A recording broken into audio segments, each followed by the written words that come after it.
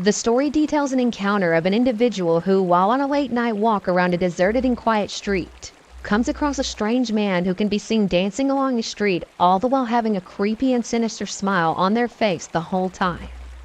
He spent over 4 years going on late-night walks to pass the time while being bored, and nothing strange or creepy ever really happened until one late Wednesday night. He was walking by a park late at night as he usually did, and as it was pretty late, no one else was around. He then turned onto a side street to loop back around to get to his apartment and begins to see a man doing a strange and creepy dance. The dance was similar to a waltz, but he would finish each box with a stride, sort of dance walking, and headed straight for him. He described the man as being very tall and lanky and wearing a business suit with a wide cartoonish-like smile that never once changed in shape, along with wide-opened, wild-looking eyes. He had his head tilted back while looking at the sky. Before he could get a better look of the man, he decided to cross the street before the smiling man could get any closer.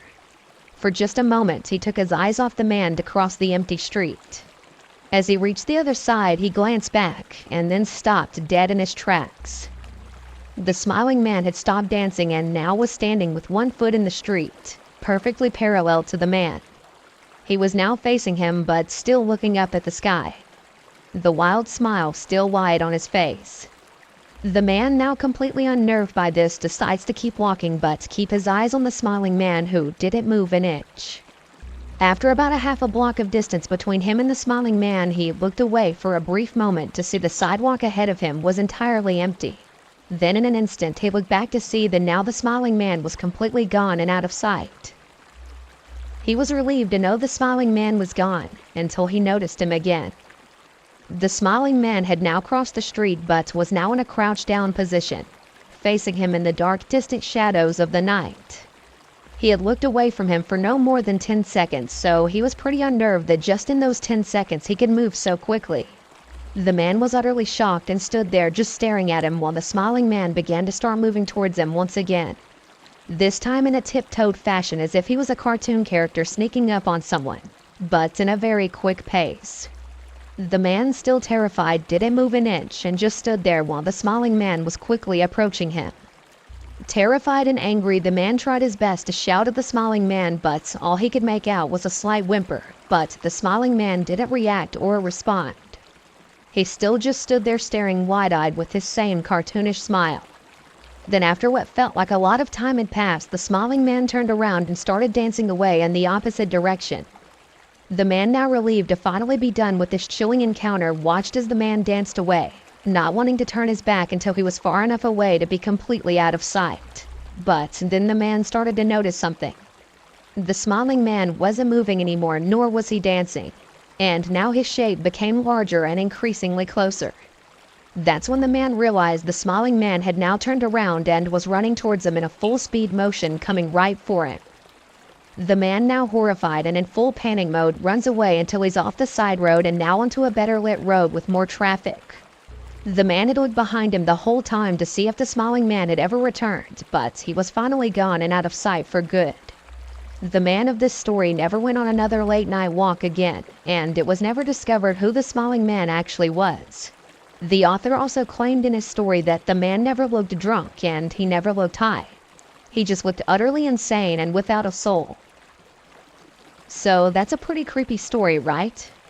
If you enjoyed this story, you should also consider checking out the short film based on this story called 2 AM, as well as a horror animation by Llama Arts and narrated by Mr. Nightmare.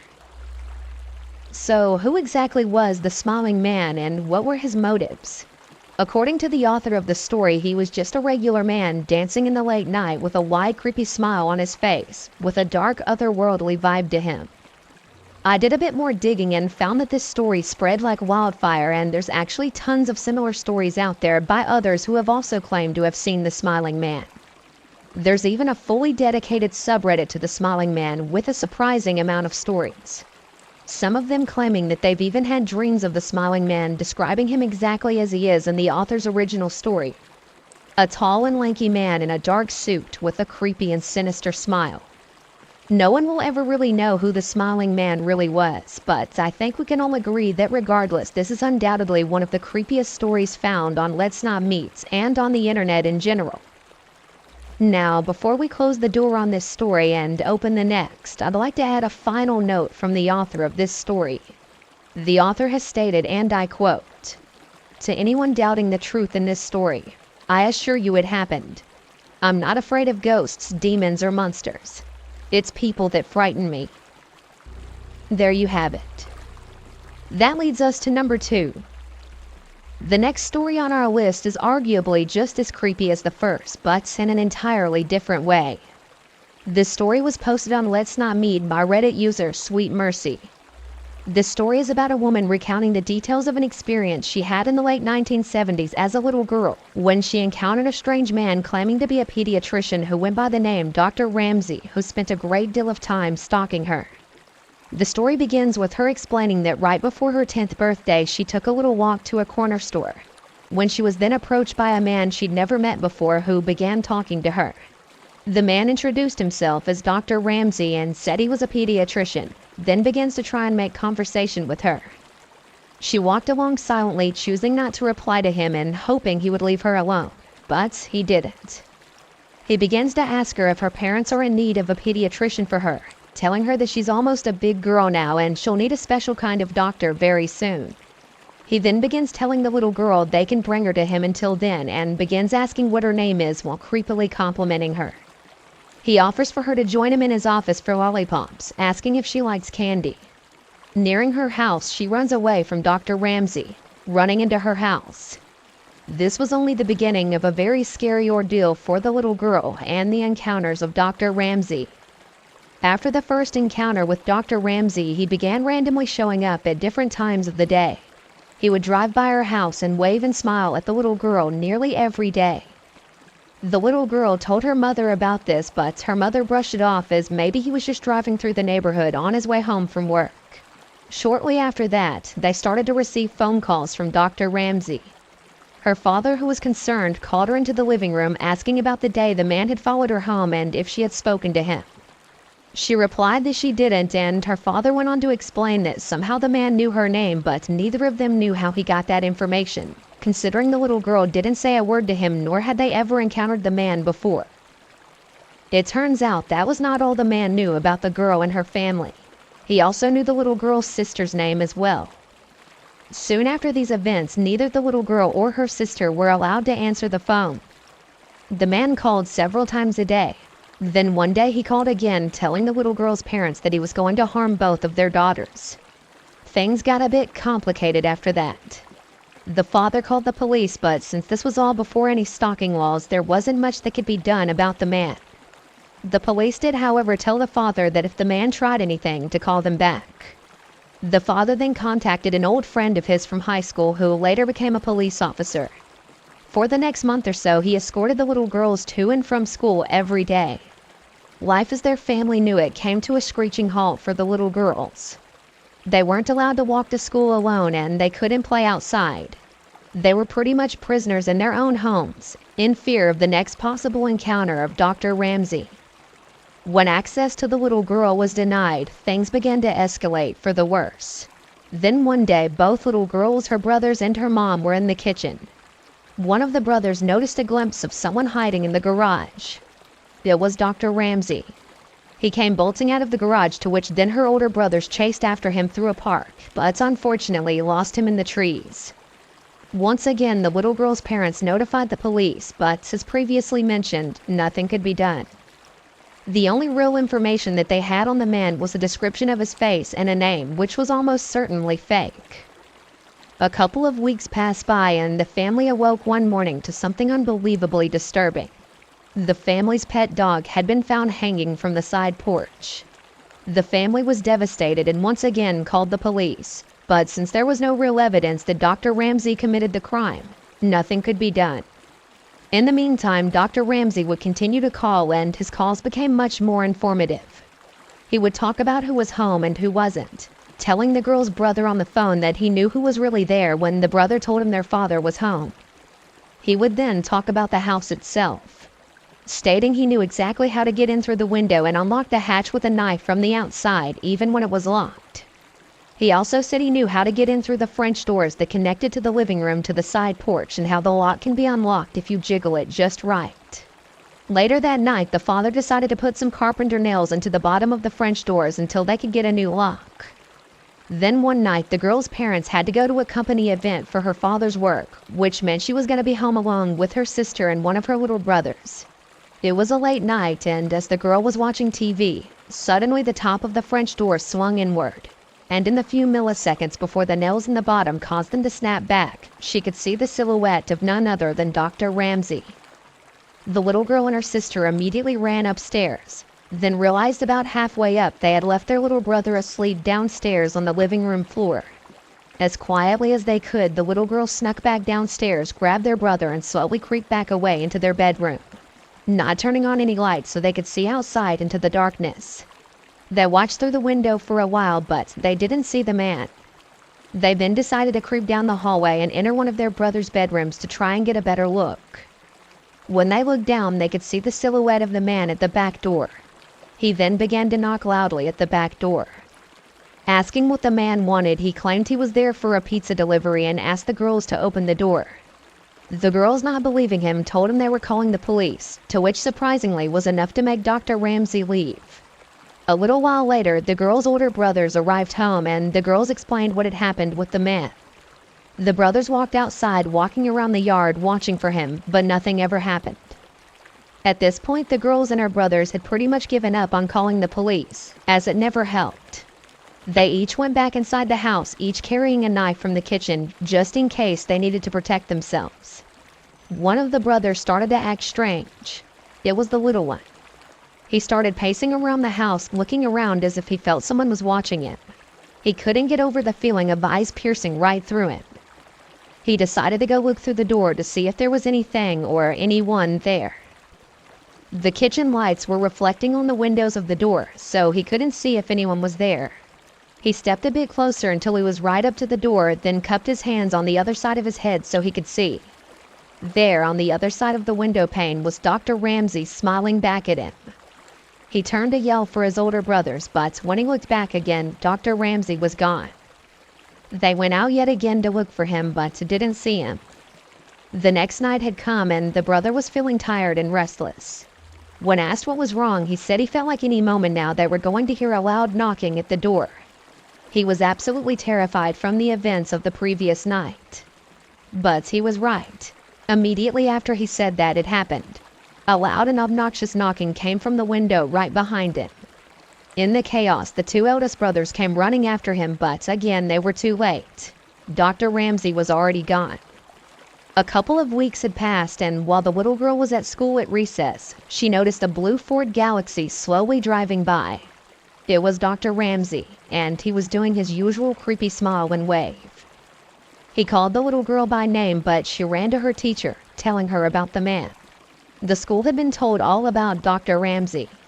The little girl's mother was called about this, and that very same day, the school's office called the little girl's mother to confirm that her father was picking her up from school that day, as they had received a call saying he was on his way. But he wasn't. Not long after these events, the little girl woke one night and went down to the kitchen for a drink of water.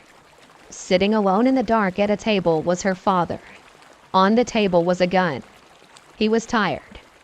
He was tired of the police waiting until Dr. Ramsey tried something. He was tired of his children being terrorized.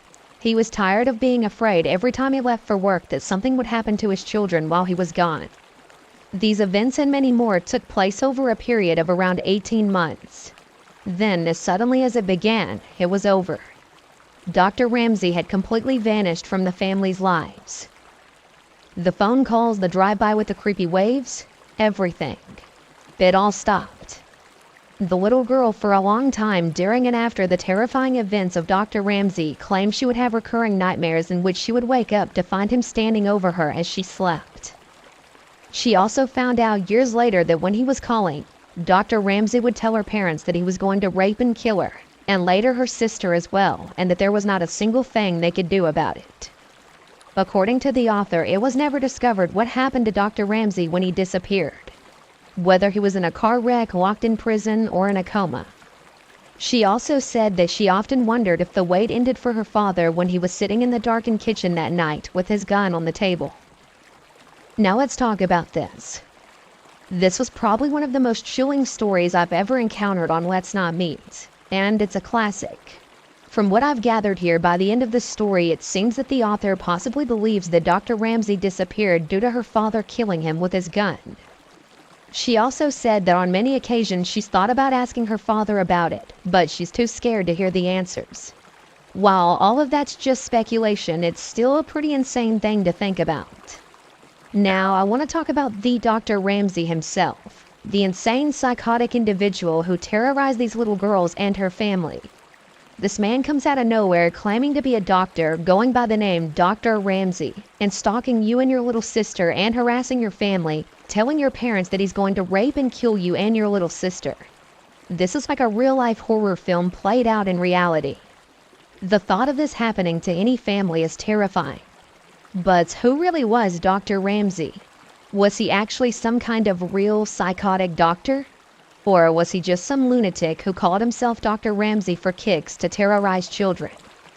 This is another one that's just an unsolved mystery that we'll probably never get the answers to. But once again, it's definitely one of the creepiest stories found on Let's Not Meet. The author of this story is also writing her story of Dr. Ramsey in book form. So if you're interested in that, I'll be sure to link all of that information below in the description. Now, that brings us to number 3 and the final story on our list.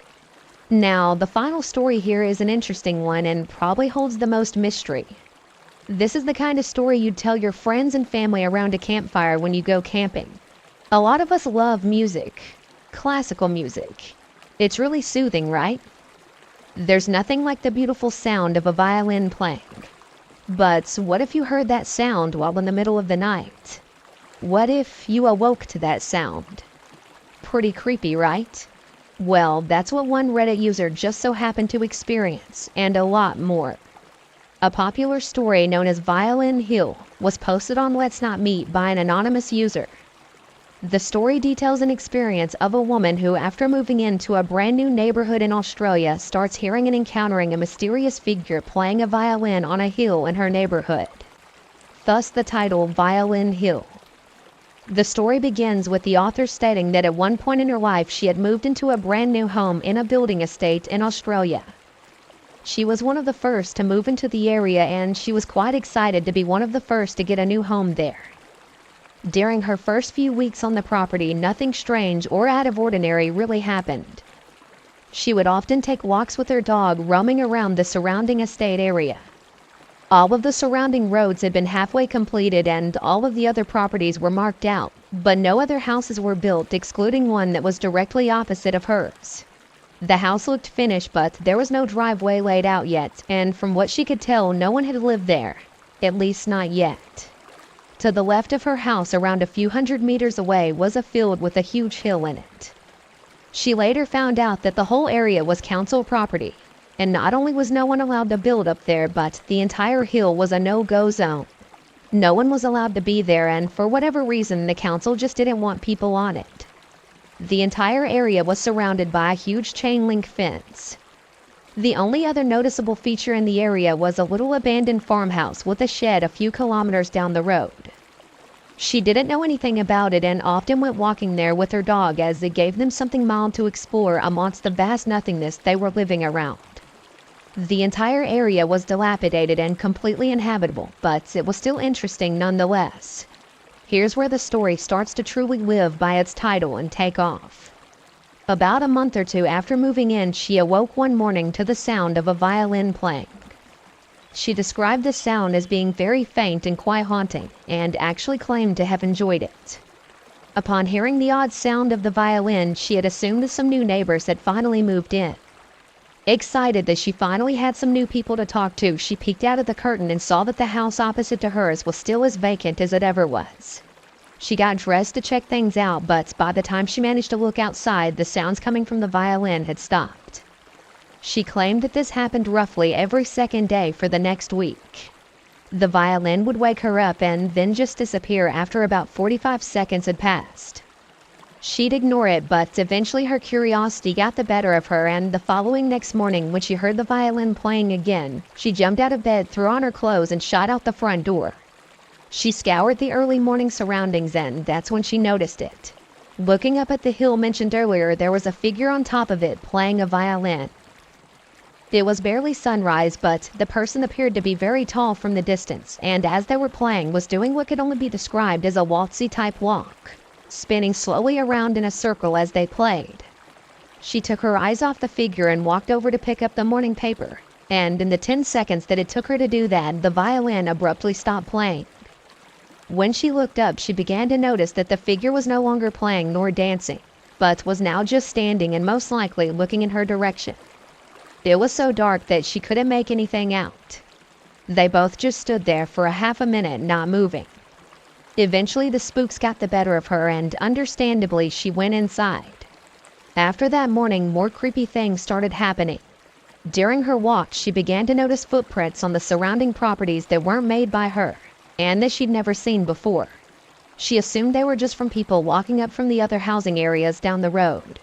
She claims that she never awoke to the violin, but swore up and down she could hear someone walking down the street next to her bedroom window in the early mornings. However, she never saw anything. She then started getting calls at work that would immediately hang up on her. Being a bit shaken up from the encounter with the violin playing, she stopped walking to the abandoned farmhouse. Then one night as she was heading to bed, she turned off the TV in her living room, and again could hear the faint sound of a violin playing. However, this time it sounded more muffled and rehearsed. Scared and creeped out, she froze. Chills ran through her body. Taking into account that it was about midnight and not the usual time she'd hear it playing, she decided to go to the front window and peek out. There was a light in the house opposite of hers. She could see a candle flicker in the empty window, and the music sounded like it was coming from an old record player.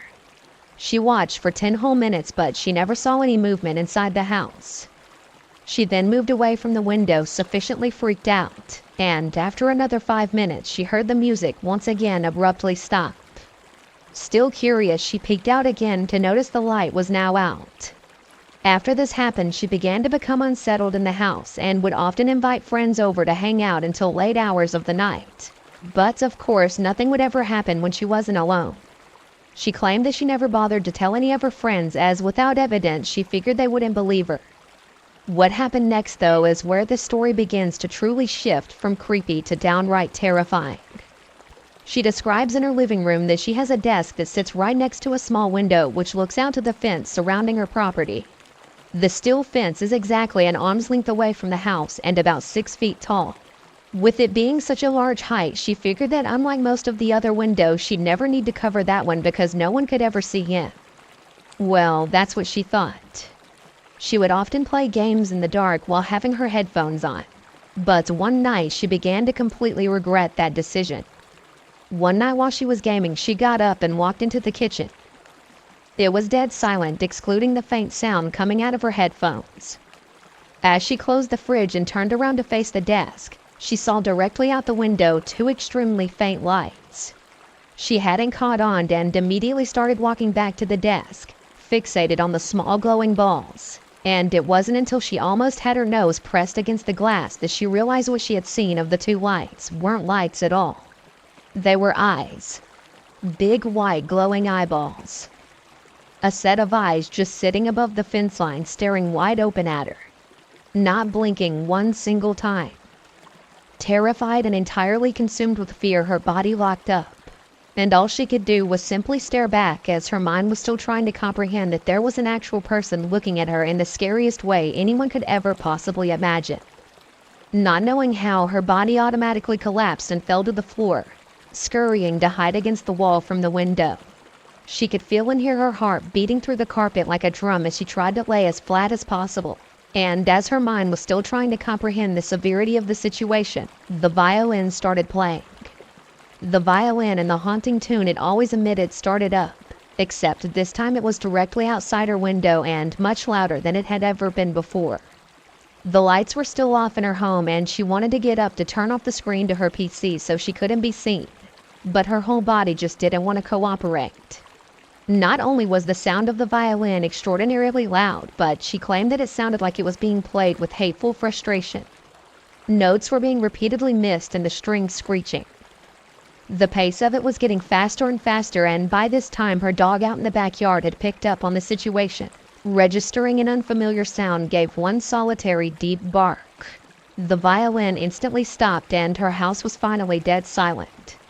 She was still frozen to the carpet. It wasn't until her dog gave a second menacing bark that she heard the figure outside the window start to walk away in the direction of her yard. Once the first footstep hit the ground, her whole body kicked into overdrive. She leapt from the ground and slid across the laminated floor to the back door where her dog was standing, staring into the backyard. She ducked to keep low and quietly unlocked and slid open the door. She did this to let her dog know that he was allowed back inside, but when she opened the door, he didn't move an inch. The dog was completely fixated on the pitch-black backyard. All of her fears and the events of that night told her not to go outside, but she put her hand under his collar and attempted to back him toward the house, but he didn't budge. Yanking at his scruff, he emitted a bark like she'd never heard before. A deep, bellowing sound that elevated her ears like never before. They both just stood there waiting for some form of reply, but not remembering how long they stood there frozen, she eventually heard footsteps from around the side of the house begin to walk away. But not a simple walk, almost like whoever was doing it was slowly dancing in a circle.